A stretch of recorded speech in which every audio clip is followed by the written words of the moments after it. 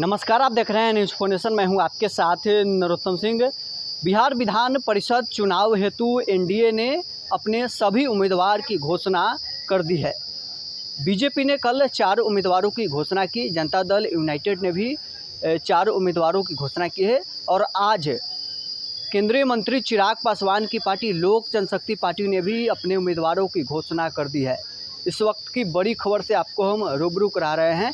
चिराग पासवान के कोटे से एक बिहार विधान परिषद की सीट मिली है और अशरफ अंसारी कार्यकारी प्रदेश अध्यक्ष को चिराग पासवान ने अपना उम्मीदवार घोषित किया है। अशरफ अंसारी लंबे अरसे से चिराग पासवान और लोजपा से जुड़े हुए हैं। पार्टी जब 2 धड़ों में टूट गई थी, पशुपति कुमार पारस अलग धरा बना लिए थे, उस वक्त भी अशरफ अंसारी चिराग पासवान के साथ साए की तरह खड़े थे और आज चिराग पासवान ने उन्हें इनाम दिया है। कार्यकारी प्रदेश अध्यक्ष भी अशरफ अंसारी हैं। विधानसभा चुनाव के वक्त जब राजू तिवारी विधानसभा के चुनाव लड़ रहे थे, उस वक्त उन्हें कार्यकारी प्रदेश अध्यक्ष बनाया गया था और अब चिराग पासवान ने उन्हें एमएलसी चुनाव में उम्मीदवार घोषित कर दिया है। एनडीए ने कुल 9 उम्मीदवार घोषित किए हैं। 10 सीट पर चुनाव और उपचुनाव मिलाकर हो रहा है। ऐसे में एक सीट माना जा रहा है कि राष्ट्रीय जनता दल के पास पर्याप्त आंकड़ा है और एक सीट आरजेडी के खाते में जाएगा। 9 सीट एनडीए के खाते में आएगा, जिसमें से 4 जेडीयू, 4 बीजेपी और 1 सीट लोजपा। दीपक प्रकाश को नहीं मिली है मौका। उपेंद्र कुशवाहा के बेटे बिहार सरकार के पंचायती राज मंत्री दीपक प्रकाश अभी तक किसी सदन के सदस्य नहीं हैं। उन्हें इस बार भी मौका नहीं मिला है।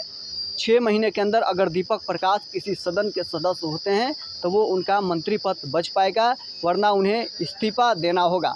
ऐसे में ये बड़ी खबर है कि दीपक प्रकाश को मौका नहीं मिला है।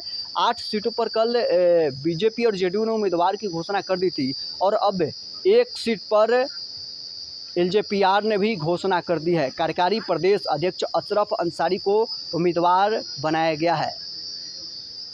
केंद्रीय मंत्री चिराग पासवान सभी समाज की बात लगातार करते हैं। वैसा ही उनका जो परिदृश्य है आने वाले दिनों में जो है इन दिनों देखा जा रहा है।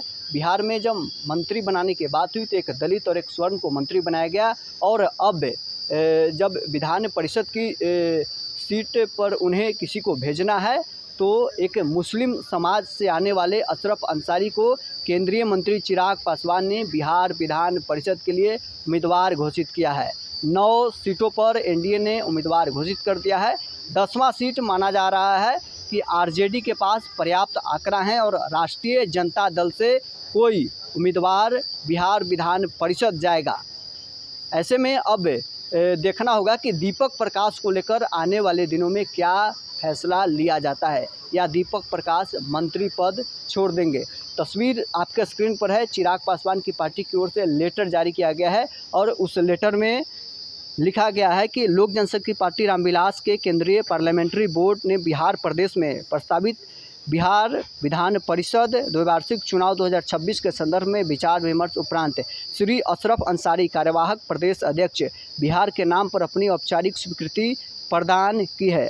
अब्दुल खालिक राष्ट्रीय प्रधान महासचिव लोक जनशक्ति पार्टी रामविलास, यानी अशरफ अंसारी चिराग पासवान की पार्टी एलजेपीआर से बिहार विधान परिषद हेतु उम्मीदवार बनाए गए हैं।